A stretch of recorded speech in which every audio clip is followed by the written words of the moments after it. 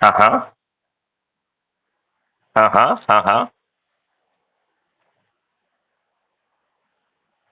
Okay.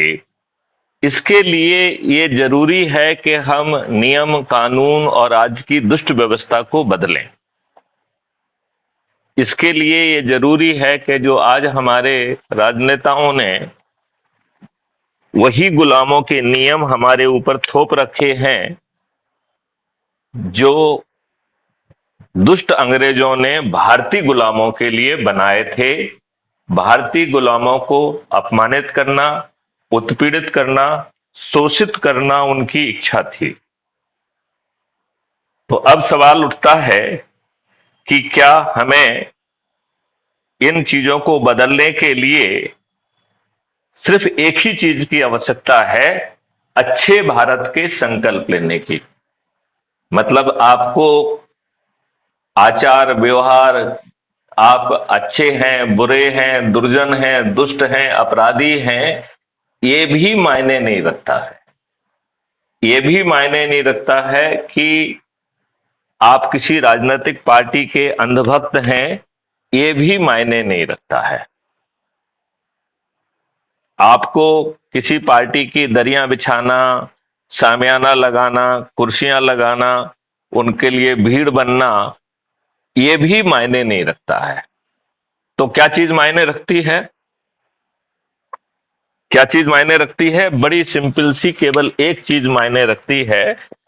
वो है कि क्या हम अच्छे भारत का संकल्प ले सकते हैं और क्या हम उसे प्रतिदिन, प्रति रविवार को दोहरा सकते हैं अपने लोगों को, अपने परिवार के सदस्य, अपने रिश्तेदार, अपने मित्र, अपने पड़ोसी और जिन संगठनों से या जिन लोगों से हम बचपन से आज तक जुड़े रहे हैं, क्या हम उनको इनवाइट करके, वो भी रोटेशन के आधार पर, मतलब हर बार जगदीश मीना जी को ही लोगों को नहीं बुलाना है, हर बार आपको नहीं बुलाना है, रोटेशन के आधार पर। जैसे अज्यूम करिए आज आप बुला रहे हैं, कल आपका पड़ोसी रमेश बुलाएगा, फिर परसों तो हर रविवार को अलग अलग व्यक्ति को इनवाइट करना है और उसमें उस वीडियो को दे सुनना है जिसमें जिसने आपकी आत्मा को टच किया है, जिसने विस्तार से आपको ये समझाया है कि जो अच्छा भारत आपको मिलेगा वो होगा कैसा, वो पांच मौलिक अधिकार कैसे होंगे जिनसे आपकी जिंदगी बदलने वाली है। मतलब पहली बार कोई आपके रोजगार की बात नहीं कर रहा है, पोटेंशियल की रोजगार की बात कर रहा है। तो मीना जी आप बताइए, कभी किसी ने ये चिंता पाली है कि आपका पोटेंशियल क्या है? जैसे आप गायन के फील्ड में इतने निकले, आप और बहुत आगे निकल सकते थे कि नहीं निकल सकते थे? लेकिन किसी ने यदि बचपन से इसे पहचान लिया जाता या इवन अभी पहचान के इसमें और गुणात्मक सुधार करके आप विश्व स्तर पर भी पहुंच सकते हैं। तो ये तब संभव होता जब कोई आपका पोटेंशियल जानता और फिर उसको ढालता। और ढालने में देखिए आज की व्यवस्था में क्या है कि दुष्टता चारों तरफ हो गई है। आज हमने संस्कार विहीन युवाओं की फौज खड़ी कर दी है जो फटे कपड़े पहनने में अपनी शान मानते हैं। आपको ये भी कोई फैशन होती है? आप मुझे बताइए, फटी हुई जीन पहनना कोई फैशन होती है क्या? तो लेकिन ये दुष्ट फिर भी जो है ना, फटी हुई जीन पहनने में शान मानते हैं और उसमें हजारों रुपए का खरीदते हैं। तो उस समय तो मुझे समझ में आता था कि कोई गरीब व्यक्ति है, बेचारे के पास अच्छी चीज नहीं है, उसने फटी पहन ली। लेकिन फैशन के लिए फटी चीज पहनना, क्या यह शुद्ध मूर्खता नहीं है कि नहीं? तो अब सवाल ये उठता है कि ऑप्शन क्या है? तो ऑप्शन यही है कि हम हर रविवार को अपने परिवार के सदस्य, अपने रिश्तेदार, अपने मित्र, अपने पड़ोसी, जिन संगठनों से हम जुड़े हैं बचपन से लेकर आज तक, हम जिनके संपर्क में आए हैं, उन सब लोगों को पहले तो जोड़ना है। और जोड़ना किस चीज से है? मतलब तीन लेवल हैं। पहले लेवल है कि व्हाट्सएप पे जोड़ो, और व्हाट्सएप के बाद उनसे रिक्वेस्ट करो कि भैया टेलीग्राम ऐप डाउनलोड कर लो, तो टेलीग्राम ऐप में जोड़ लो। और फिर तीसरा जो है, क्राइम फ्री भारत मिशन का ऐप डाउनलोड करना है। ये तीन चीजें करने से और रविवार को अपने संकल्प को दोहराने से हम चंद दिनों में 100 करोड़ हो जाएंगे, चंद दिनों में। और जब आप 100 करोड़ होंगे तो आप जो है, जो गांव में नंबर 1 स्थान पर आएगा वो गांव का सरपंच बनेगा। और उसके उसे किसी के पास नहीं जाना है, ना उसको किसी से को मस्का लगाना है, ना किसी से रिक्वेस्ट करना है कि देखो मैं नंबर 1 पे आ गया हूं। वो ऐप को मालूम है कि आप नंबर 1 पे है, तो मैथिली शरण गुप्त आपके पास पहुंचेंगे, आपको चंद्रगुप्त का सर्टिफिकेट देंगे और सरपंच का टिकट देंगे। दूसरे लोग जो है ना हजारों रुपए खर्च करेंगे, आप बिना एक पैसा खर्च किए, बिना वोट मांगे जीतेंगे।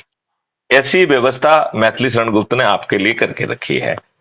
फिर फिर मोहल्ले में यदि देखें तो आप नंबर 1 आ जाते हैं तो आप पार्षद का आपको टिकट मिलेगा और पार्षद क्षेत्र का आपको चंद्रगुप्त का सर्टिफिकेट मिलेगा। यही व्यवस्था फिर जिले में है। यदि आप सॉरी, पहले शहर में है, तो यदि आप शहर में नंबर 1 आते हैं तो आपको मेयर क्षेत्र का चंद्रगुप्त का सर्टिफिकेट और मेयर का टिकट आपके पास पहुंचेगा। फिर जो है यही व्यवस्था जिले पे है, तो नंबर 1 आने पर आप जिला पंचायत के अध्यक्ष बनेंगे। फिर यही व्यवस्था प्रदेश स्तर पर है, तो प्रदेश में नंबर 1 आने पर मुख्यमंत्री, 2 और 3 आने पर उप मुख्यमंत्री। और चूंकि हर प्रदेश की जनसंख्या अलग अलग है, लिहाजा 15 से 45 के बीच में आने पर आप मंत्री। और दिल्ली में 70 सबसे कम है और उत्तर प्रदेश में 402 सबसे अधिक है, तो 70 से 402 के बीच में आने पर आप विधायक बनेंगे। राइट। अब अपन इसको थोड़ा सा और आगे बढ़ाते हैं, वो है देश स्तर पर। तो देश स्तर पर जो व्यक्ति मेहनत कर कर अधिक से अधिक लोगों को जोड़कर नंबर 1 पर पहुंचेगा, वह देश का प्रधानमंत्री बनेगा। और ये कितना अनूठा व्यक्ति होगा जो देश में मेहनत करके निकलेगा और लोगों को जोड़ेगा, वो भी 5 मौलिक अधिकार और 21 महालक्ष्यों का। उस व्यक्ति का कमिटमेंट कितना हाई होगा अपने आप, उस चीज को करते करते। कहते हैं ना कि अ, करत करत अभ्यास जड़ में होए जो है विद्वान। राइट। तो जड़ व्यक्ति भी विद्वान बन जाता है। तो जब ये व्यक्ति इतनी मेहनत करेगा तो इसका कमिटमेंट का लेवल क्या होगा। दूसरे तीसरे स्थान पे आने वाला उप प्रधानमंत्री, 82 के बीच में आने वाला केंद्रीय सरकार का मंत्री और 543 में आने पर सांसद बनेगा। आपको किसी के दरवाजे पे जाकर मस्का नहीं लगाना है। मैथिली शरण गुप्त आपके घर पहुंचेंगे, आपको चंद्रगुप्त का सर्टिफिकेट देंगे और आपको टिकट भी देंगे। तो कई लोग ये पूछते हैं कि भाई साहब, आप डीजीपी रहे हैं, आप national crime free Bharat mission के राष्ट्रीय अध्यक्ष भी हैं, लेकिन आप टिकट कैसे देंगे। तो शायद अधिकांश लोगों को मालूम नहीं है, क्राइम फ्री भारत मिशन ने एक राजनीतिक पार्टी बनाई है जिसका नाम है श्रेष्ठ आत्मनिर्भर भारत पार्टी। श्रेष्ठ आत्मनिर्भर भारत पार्टी, श्रेष्ठ का एस, आत्मनिर्भर का ए और भारत का बी, ऐसे बी, ये सबकी पार्टी है। तो ये पार्टी कोई राजनीतिक काम करने के लिए नहीं बनी है।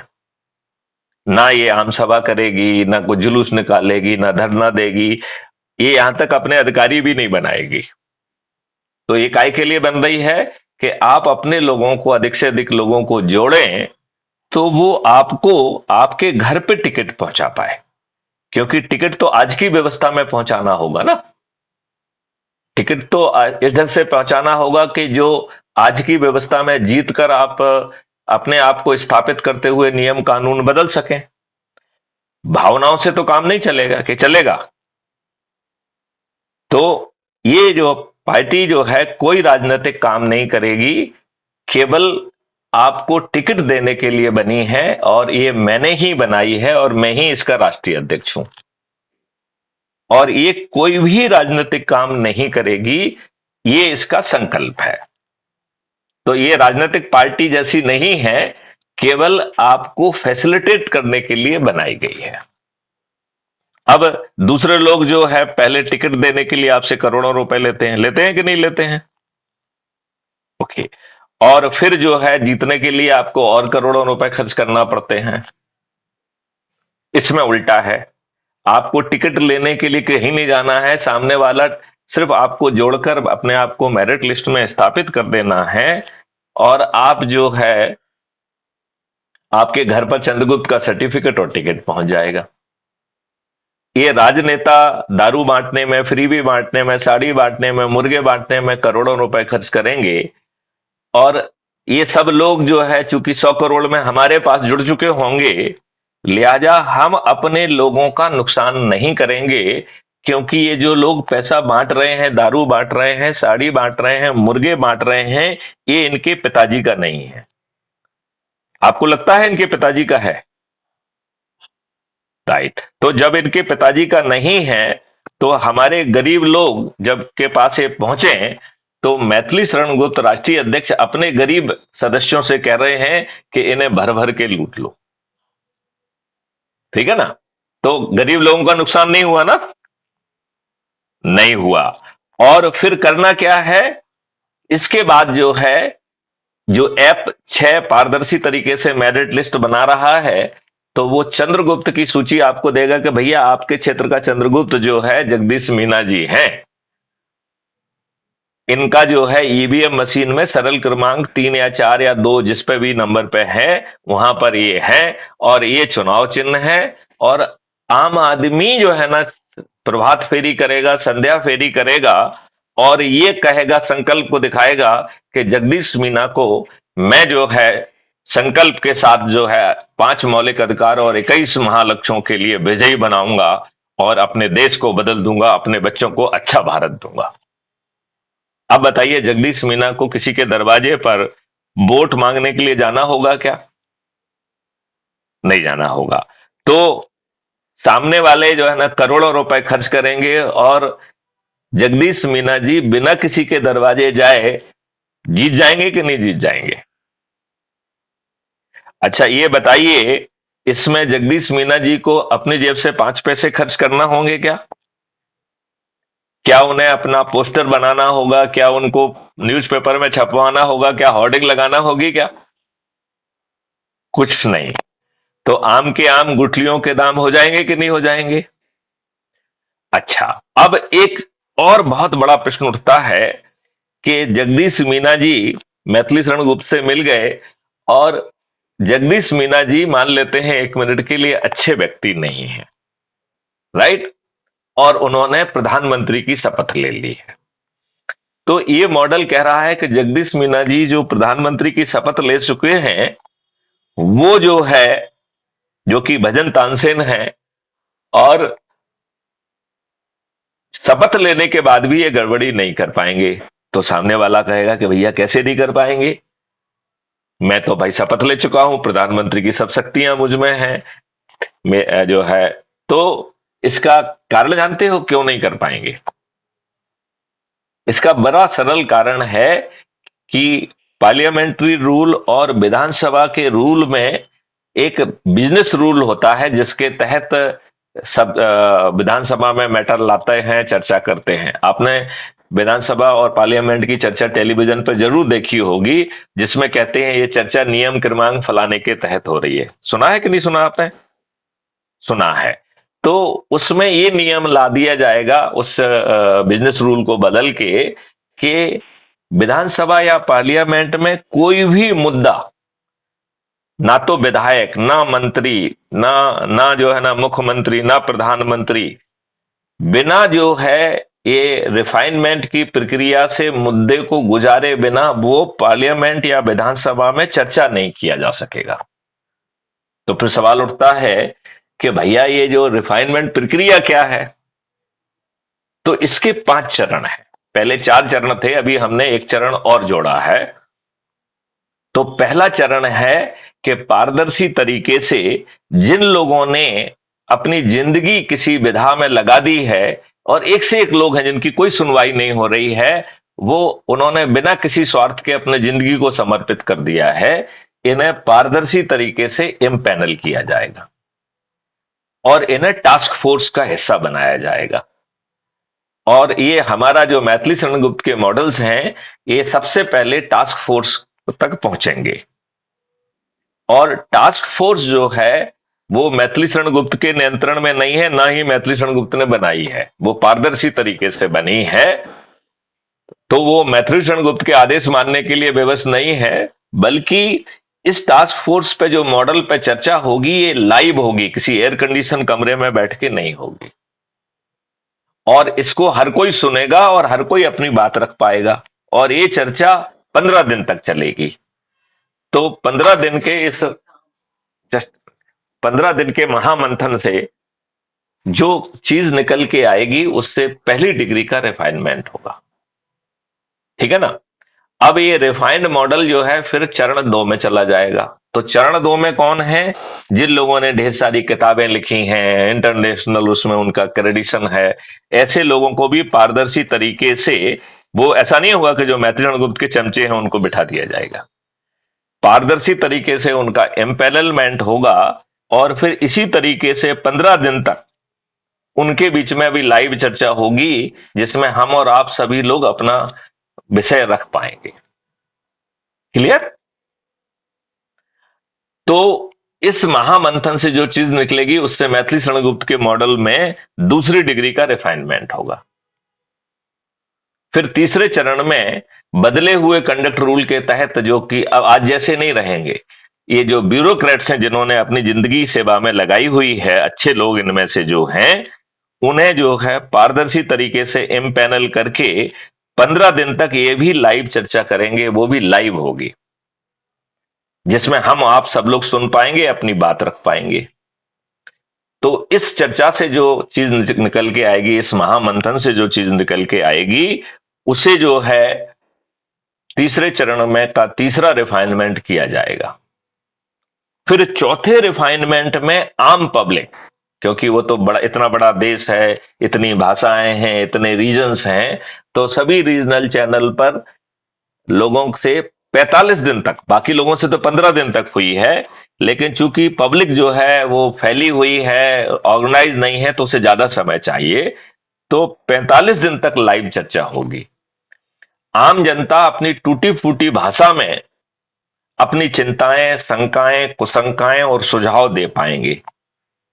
और इस 45 दिन के लंबे डिस्कोर्स के बाद, महामंथन के बाद जो चीज निकल के आएगी, उससे मैथिली शरण गुप्त के मॉडल्स में चौथी डिग्री का रिफाइनमेंट होगा।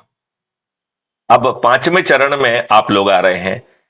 जगदीश मीना जी जो कि प्रधानमंत्री की शपथ ले चुके हैं, और ऐसे ढेर सारे लोग जो मुख्यमंत्री की, मंत्री की, विधायक की, सांसद की, जिला पंचायत अध्यक्ष की, मेयर की, पार्षद की और पंच सरपंच की शपथ ले चुके हैं।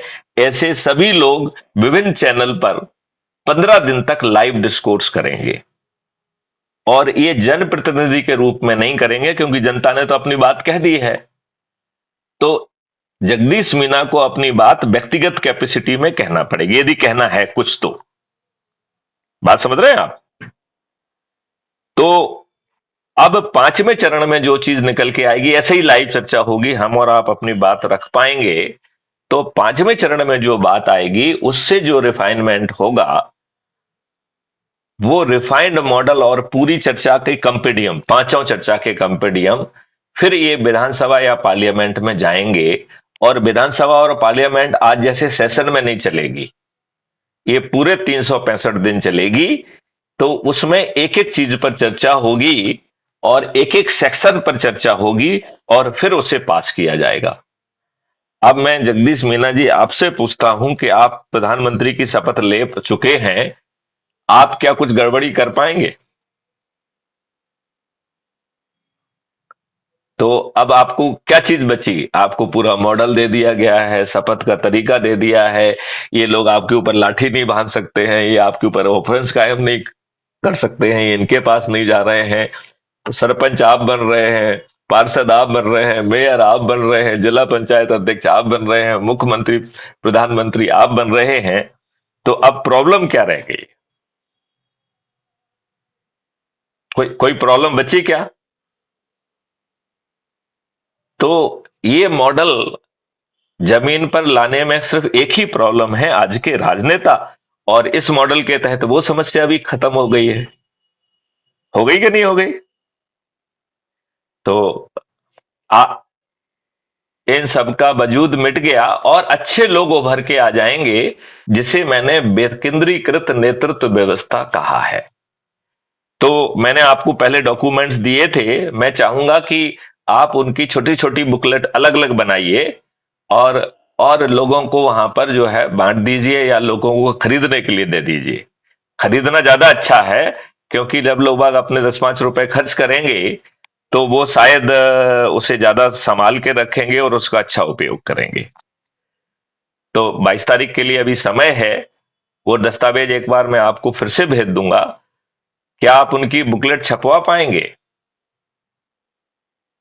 तो अलग अलग छपवाइएगा और उसका छोटी सी कीमत भी रख लीजिए, जिसको आप देना चाहते हैं उसको आप दे दें, और नहीं तो उसे खरीदने के लिए छोड़ दीजिए। मेरे ख्याल से खरीदने के लिए छोड़ना बहुत अच्छा रहेगा, क्योंकि फिर हम जो है ना उसे बार बार छपवा पाएंगे, क्योंकि धन फिर हमें अपने मन से नहीं लगाना पड़ेगा, है ना? तो आपने इस चर्चा को सुना, आपको कैसा लगा? और आपका देश के नाम क्या संदेश है, जगदीश मीना जी, भजन तानसेन जी? अब आप अपनी बात रखिए। जी, आप देश की जनता को क्या कहना चाहते हैं? बहुत सुंदर, बहुत सुंदर। तो अब इस चर्चा को यहीं विराम देते हैं। जय हिंद, जय भारत, वंदे मातरम, जय गुरुदेव।